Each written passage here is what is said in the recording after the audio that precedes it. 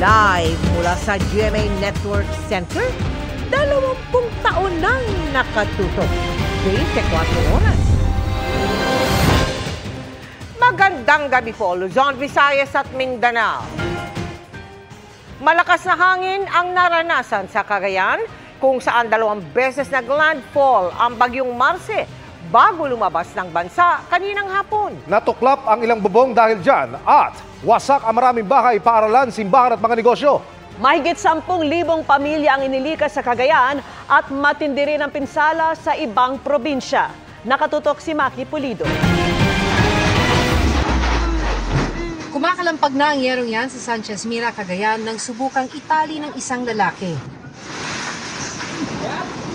Pero maya-maya pa, kumalas din ito at tinangay ng hangin.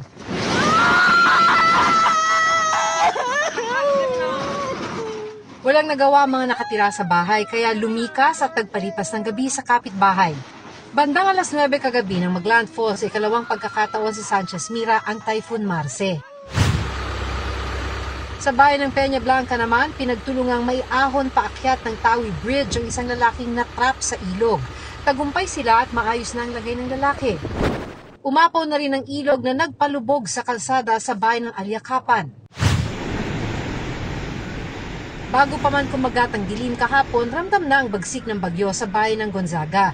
Tila nagsasayaw ang mga puno dahil sa lakas ng hangin.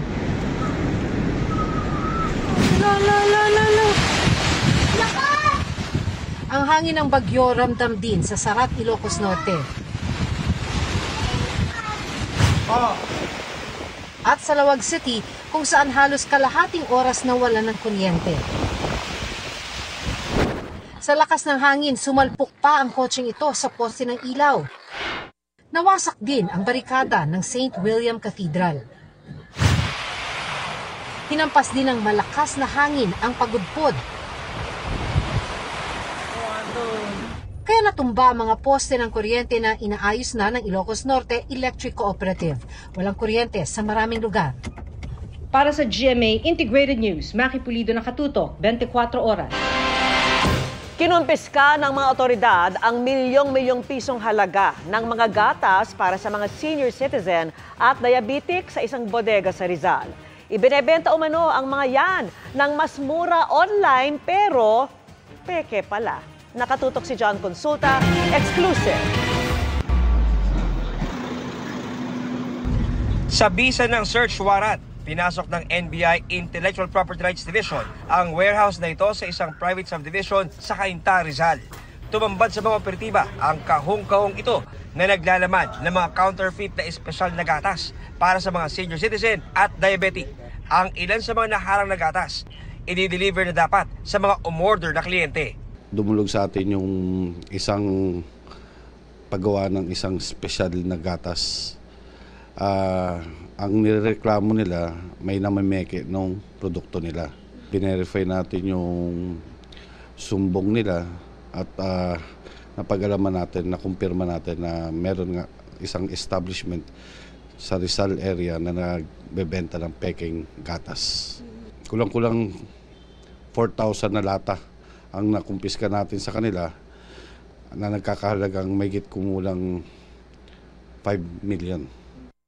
Ayon sa NBI, online ang bentahan ng mga peking gatas na ipinapasa sa mas murang halaga. Sa unang tingin, aakalain mong original na gatas ang binibili mo, pero pag susuriing mabuti, makikita ang pagkakaiba. Ayon sa NBI, hiniling ng kumpanya ng gatas na nagrereklamo na huwag na silang pangalanan. Yung original, yung label niya, nakaprint mismo dun sa lata. Itong peke, sticker to na dinikit lang sa lata. Isang indication niya na peke yung gatas na yan. Hindi natin sigurado kung anong content o ingredient nito. Maaring ang content nito ay makasama pa lalo sa kalusugan nila. Imbis na makatulong, hindi rin ito dumaan sa FDA. Kaya napakadelikado sa ating mga vulnerable citizens.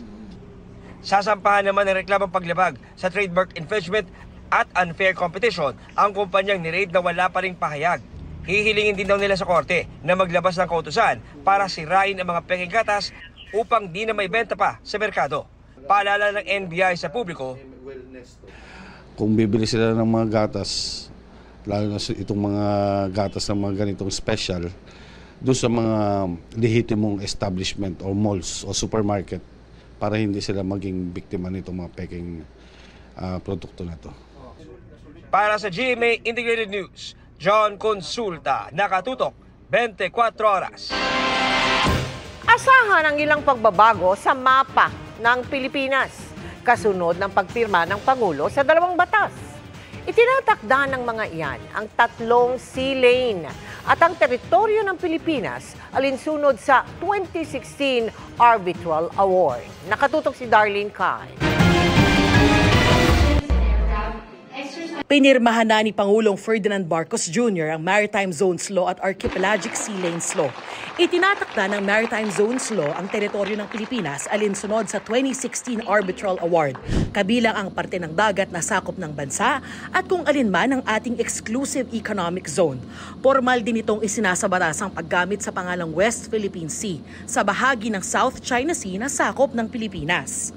With these pieces of legislation, we align our domestic laws with international law, specifically the UN Convention on the Law of the Seas, or UNCLOS, to improve our capacity for governance and reinforce our maritime policies for economic development and for national security.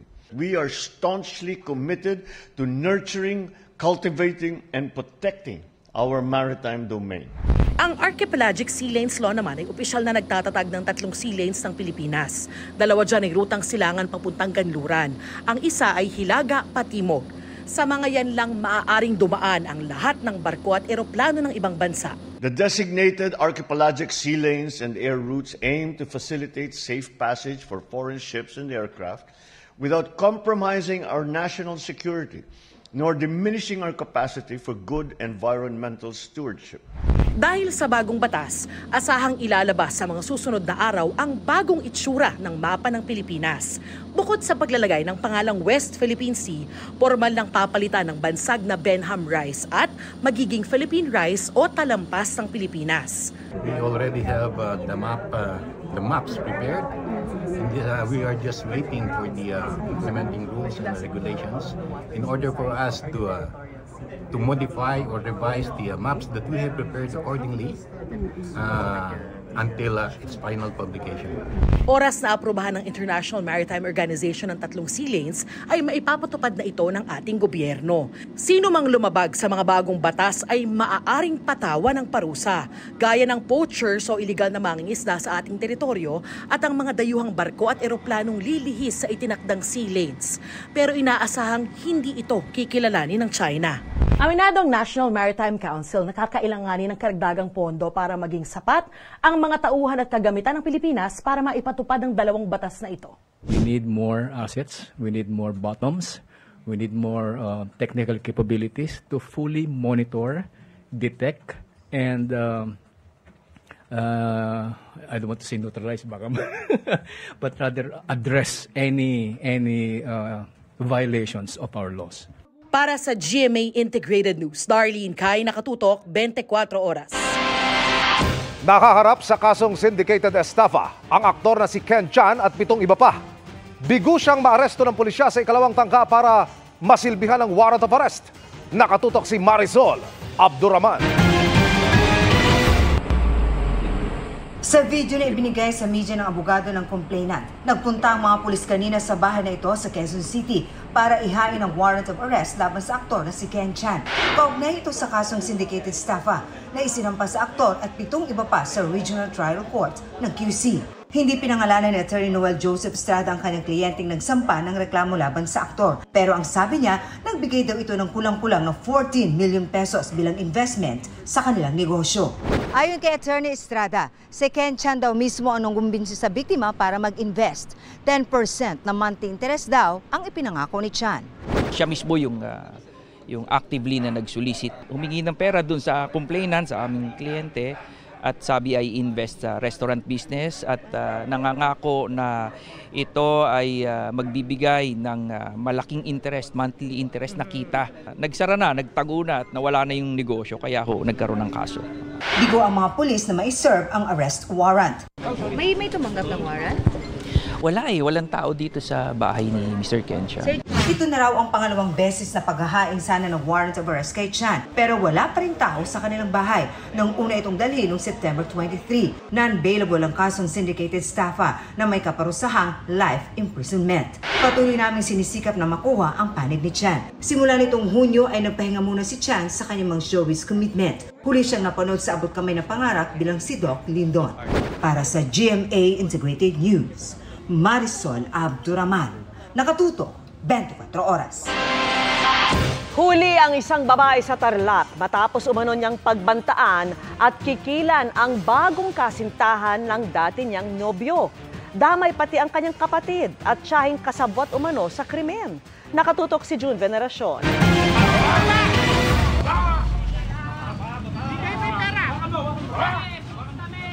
Papatakas na raw sana ang nakamotorsiklong lalaking ito nang maharang siya ng mga pulis sa Concepcion, Tarlac.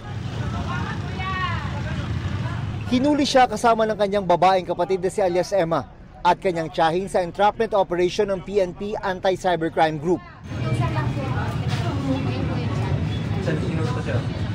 Sino nag-utos sa'yo? Ayon sa PNP ACG, si alias Emma talaga ang target na pangunahing sospek. Pero dahil kasama niya sa umano'y online threat at extortion ang kapatid at tiyahin, arestado silang tatlo.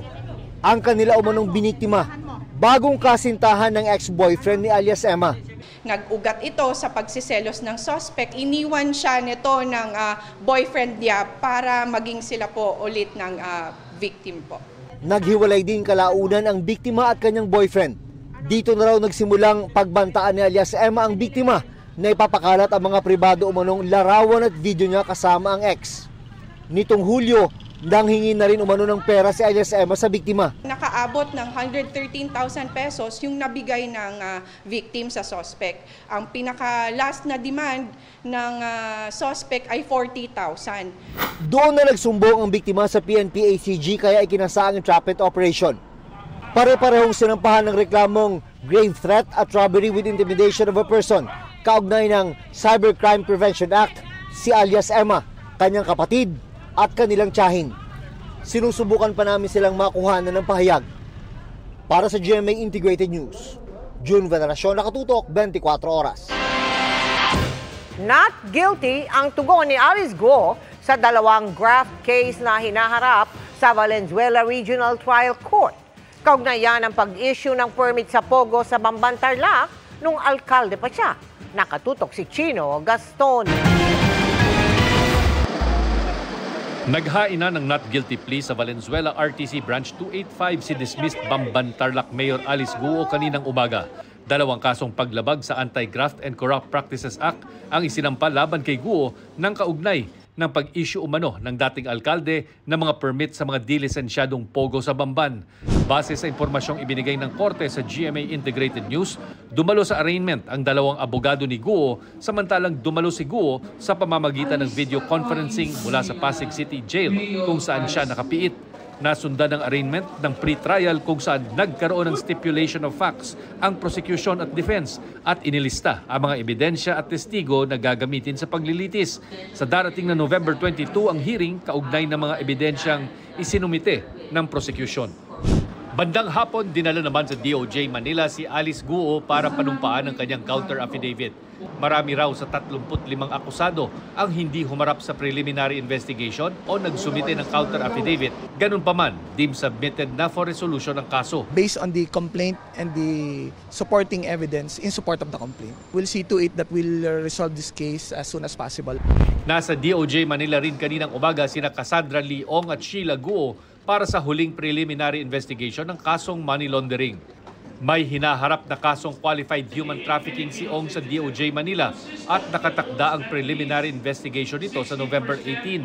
Pero ang hiwalay na kasong human trafficking laban kay Ong ay dinismiss na umano ng mga prosecutor ng DOJ Pampanga dahil sa kulang umanong ebidensya ayon sa kanyang abogado. Si Ong ang authorized representative ng Lucky South 99 sa Porac, Pampanga. One of the complaints have already been dismissed for failure to meet the standard of prima facie evidence with reasonable certainty. Para sa GMA Integrated News, Chino Gaston nakatutok, 24 oras. Iginiit ni Senator Win Gatchalian na hindi niya kailanman pinahiram ang kanyang Protocol Plate 7 kanino man. Kasunod yan ang pagkahuli sa EDSA Bus Carousel ng isang luxury vehicle na may protocol plate na pang-senador na nakarehistro sa kumpanyang pinamumunuan ng kapatid ni Gatchalian. Sabi ng senador, wala siyang koneksyon sa kumpanyang Orient Pacific Corporation, ang may-ari ng puting SUV. Ang official license plate daw niya na rehistrado sa Land Transportation Office ay nakakabit pa sa kanyang kotse. Nauna nang sinabi ni Gatchalian na hindi niya kinukonsinti ang ginawang traffic violation ng kumpanya. Happy Friday, chikahan mga kapuso! Full of learnings ang pagbisita ng mga Sparkle at Kapuso Stars sa Quirino. Bukod sa pagpapasaya sa Kapuso Fiesta, na-discover din nila ang yaman at ganda ng lalawigan. Narito ang report ni Claire Lacanilao Dungca ng GMA Regional TV.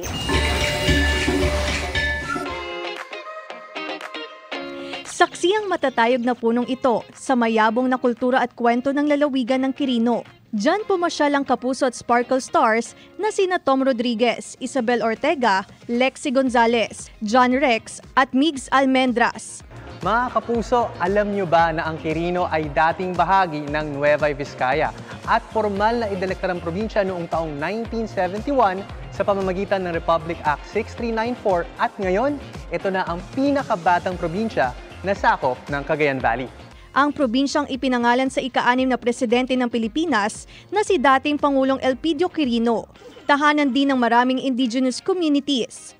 Kasama natin ngayon ang ilan sa mga miyembro ng Bugkalot community at tuturuan nila tayo sa sining sa paggawa ng mga accessories. Isa rin sa kakaibang pamamaraan ng pagpreserba nila ng likas na yaman, ang paggawa ng fossilized flowers. Ang fossilized flower ay gawa sa dahon ng puno ng alibangbang na pinatuyo at kinulayan. And of course, kasama natin si Emily para ipakita niya sa atin kung paano ba ginagawa yung mga bulaklak na to. So, Emily, pakita niyo sa amin yung proseso. Ang gaganda naman nito. Gagawa po muna tayo ng base niya para tumigas po yung dito sa gitna po. Okay. Ayan na, tapos na. Oh my God, ang bilis niya. Bilis yung ate gumawa. Bukod sa trekking at ilang thrilling outdoor activities, isa sa dinarayo rito ang kanilang wakeboarding na matatagpuan sa mismong sentro ng lalawigan. Sa natural lagoon na ito, maaaring ma-experience ang mag-wakeboarding sa 450-meter cable na binuksan noong 2007. Ito ang pinakauna at natatanging wakeboarding park sa buong Cagayan Valley. Matapos mamasyal, isang masayang Kapuso Fiesta ang pinagsaluhan ng mga Quirinians kasama ang mga Kapuso artists. Pinangunahan ito ni TikTok Lock host Mamang Pokwang na game na nakipagkulitan sa fans at may baon pang fun musical performances. Mula sa GMA Regional TV at GMA Integrated News, Claire Lacanilao Dungca, nakatutok 24 oras.